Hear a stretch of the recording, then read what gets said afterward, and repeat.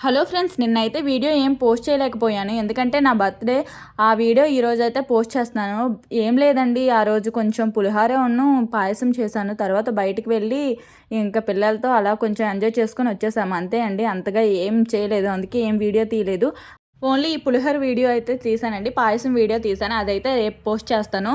ఇదైతే ఈరోజైతే చేస్తున్నాను. చాలా ఈజీగా పులిహోర అయితే చేసుకోవచ్చండి.